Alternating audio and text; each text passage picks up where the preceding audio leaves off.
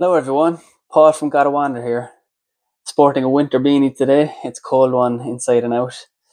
I got this one from a colleague in work over Christmas. Very kind of them indeed, keeping me nice and warm today. This video will be something different. It's going to be the first in a series of travel horror stories. These videos will be in a nice storytelling format that you can sit down and watch, but also a type of video that you can just listen to while you're doing other jobs, whether it be working, prepping for dinner, or simply use it to fall asleep at night. Whatever works for you, I'm good with. I will be sharing some of the craziest travel and horror stories that I find online or that are provided to me about crimes committed, scams, murders, overall dodgy situations, and I will sprinkle in some funny fails people have encountered while on holiday.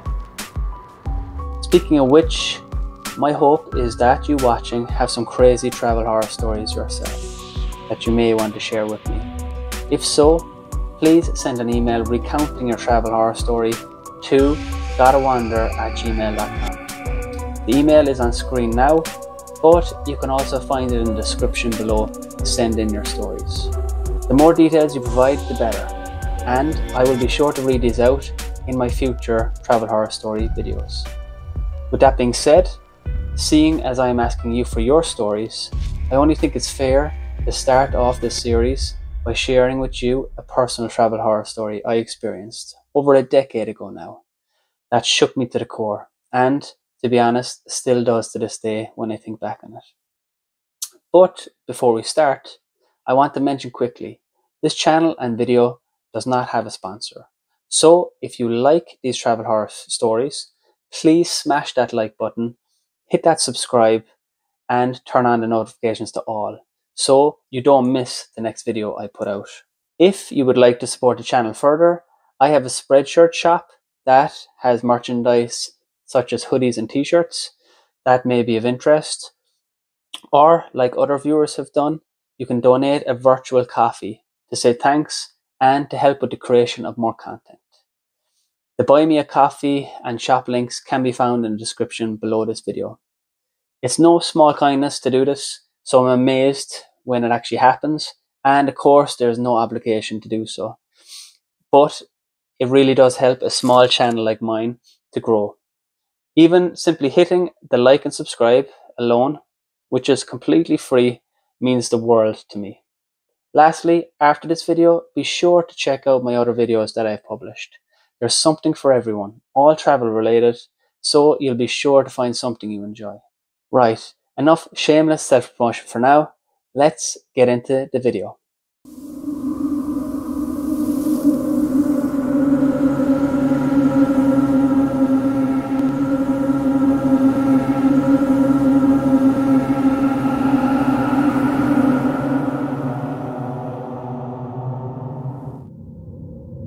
The year was 2010, and I was home in my parents' house with my twin sister. We were 18 years old at the time. It was late evening and dark outside, I'd say around 8 PM or so, and we were just hanging out, watching TV in the sitting room. We were expecting to receive a call soon, because our parents had left that morning for a week's holiday in Spain. They had owned a house in Alicante for the past few years, and we all had vacationed over there at some point in time. It was a lovely place with a small swimming pool at the front and only a 5-minute drive to the beaches. Great for a relaxing holiday and to soak in some sun. We never had a bad experience during our previous trips out there. It was May when my parents went over this time. The house was located in what is called an urbanization. You can think of it like a large housing estate. For this story, it's important to note that back in 2010, using mobile phones in Spain to call home was still very expensive. Too expensive, really, if you wanted to talk for more than a couple of minutes. The good news was that, at the time, there were still payphones in the urbanization, and many people would use them to make European and international calls, because it was a much cheaper option. Back at home in Ireland, my sister and I heard the phone ring in the hallway as expected. We both went out and I picked up the handset. It was my mother on the other end. Like always, upon hearing her voice and knowing they had both safely arrived, I got a sense of relief, because I don't know about you, but I always worry a little when my family is travelling.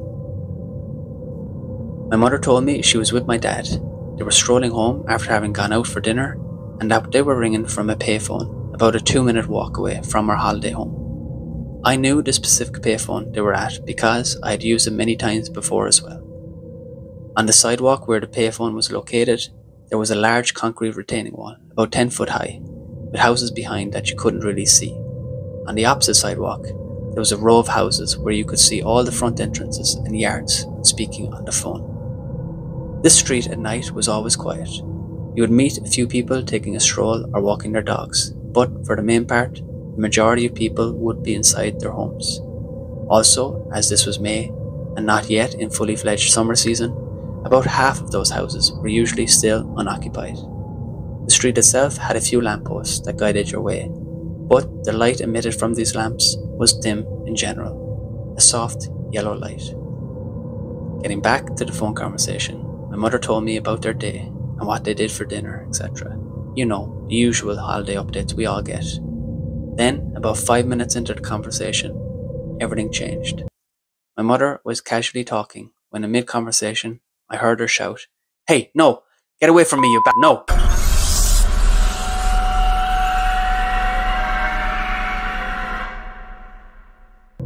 On my end, I got this feeling of dread, and panic washes over me as I asked, "Mom, what's wrong? Are you okay?"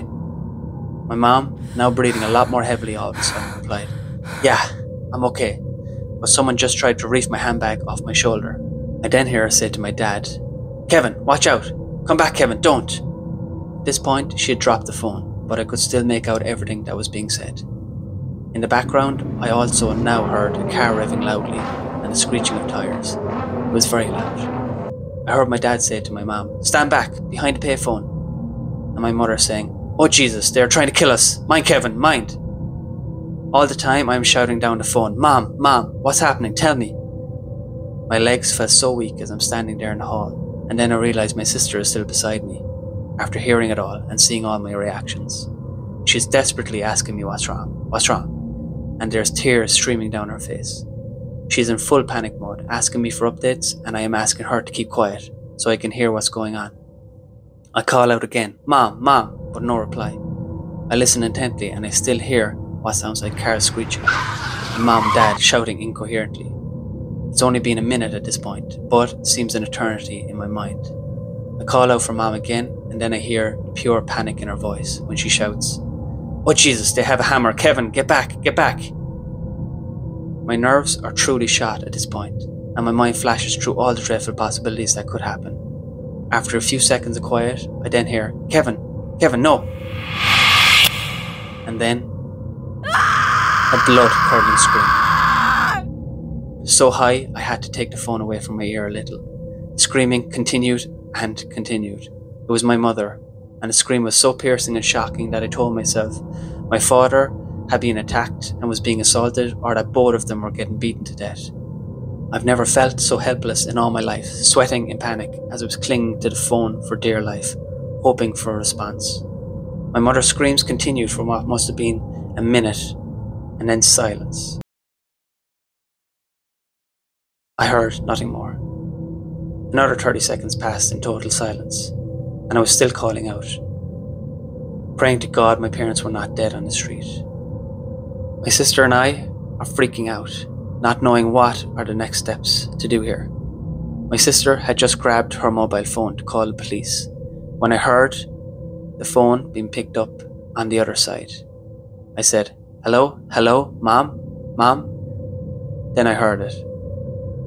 "Paul? Yes, it's me. We are okay." My legs buckled with relief as I went down on my knees in the hallway. My sister was the same, as I was relaying the good news, crying happy tears this time. My mother reassured me again that everything was okay now. My father was safe, and that apart from her having a badly injured shoulder, they were okay.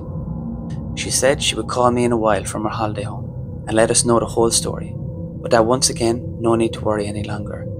They are now safe and okay.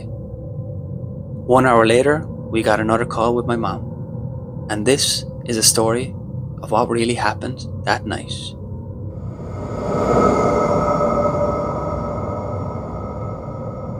Back to the start, where I had picked up the phone and my mother was talking to me about her day.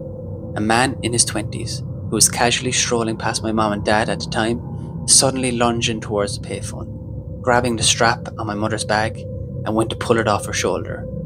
My mother's flight or fight instinct kicked in immediately, and she clamped her hand down hard on the bag strap, not letting go, which led to her shoulder getting pulled sharply away from her body, nearly making her fall. At the same time as the thief was trying to reef the bag off her shoulder, my mother dropped the phone with her free hand, clenched it into a fist, and swung around at the attacker, hitting him square in the face. At this moment, he released the bag in shock and stumbles away a few feet from them. He cursed at my parents and was very visibly angry now. While the bag snatch attempt was occurring, a car had pulled around the corner and had pulled in about 10 feet away. The attacker looked back at the car and at the driver and made an angry forward motion with his head. Suddenly, the driver in the car moved forward, past the attacker and mounted the sidewalk, trying to knock down my father, who was now in front of my mother protecting her. He was completely unarmed and in a hugely vulnerable situation. When my father said to my mother, "Get behind the payphone," it was because he knew it would act as a solid barrier against the car's attempts to strike them. The attacker in the car tried multiple times mounting the curb, failing, turning down the street and coming back at them again. This is why my mother was shouting at my dad all the time to keep back, to avoid getting hit or run over. After they failed in their attempts to kill my parents, you would think they would have drove away, right? Enough noise and commotion had already occurred, and they initially were trying for an opportunistic grab and go with the handbag. You would think so, but no. Instead, the car stopped about 20 feet from them, and the initial thief strolled back to the passenger side door, opened it, reached down, and came back out brandishing a large hammer. He started walking back towards my dad. My father told me the look in his face as he was striding towards him was that of pure violence and hatred, and that my father knew he was about to get attacked viciously, but would just stand his ground, protect my mom, and try to get the weapon off him if he could manage it. As we heard through the phone, my mother cried out about the hammer. She was sure they were both about to be killed. She looked around and the street was still completely quiet, despite the car noises and commotion earlier. She looked across the street and saw that there was indeed people staying in some of the houses, cars in the driveways and some lights on inside. The other attacker was still in the car, waiting to run them down if my mother and father tried to make a break for it. They well and truly were trapped. By this point, the hammer-wielding scumbag had taken a first swing at my father, narrowly missing his head. It was then my mother thought there was only one more thing she could really do to try save themselves. She breathed in deeply and then let out a guttural scream unlike anything she had done before, and kept screaming at the top of her lungs in a madness born of pure fear and adrenaline to survive. The thief attacking my dad instantly stopped and was taken aback by the scream. This let my dad step back a few feet, out of danger for the time being. Having regained his composure, the attacker took a step forward again, to take another wild swipe at my father. It was at that moment my mother's quick-thinking action turned the tide in their favour. The pure chaos and noise created by my mother's screams caused residents to open their front doors and look out to see what was happening. From there being no one around, in 30 seconds there was 5 families looking over at the attackers, with 2 men already shouting angrily at them and walking towards their front gates to help my parents. In an instant, the hammer-wielding attacker swung on his heels, jumped in the passenger seat, and their beat-up Toyota turned around and screeched away into the night. The residents came over to my parents and checked them out. Some even asked them to come into their houses to just recover and have a cup of tea and some biscuits after the adrenaline high. It was at this point my mother informed us over the phone that they were okay and that they would call us again within the hour. Afterwards, it took a few months for my mother's shoulder to recover and she needed physio for the injury.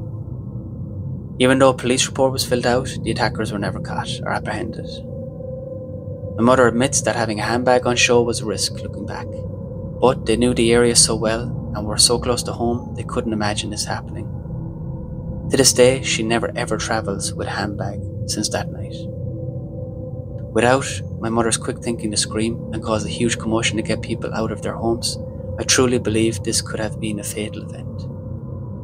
For me, helplessly listening to all this happen over the phone, 2,000 kilometers away, was the most daunting and fear-inducing experiences I have ever had. But I'm just so glad my parents lived to tell the tale. That's it for this video. I hope you enjoyed. Please like and subscribe if you did. And also remember, send in your own travel horror story videos to gottawander@gmail.com. Have a good rest of your day. Bye for now, and I'll catch you on my next wander.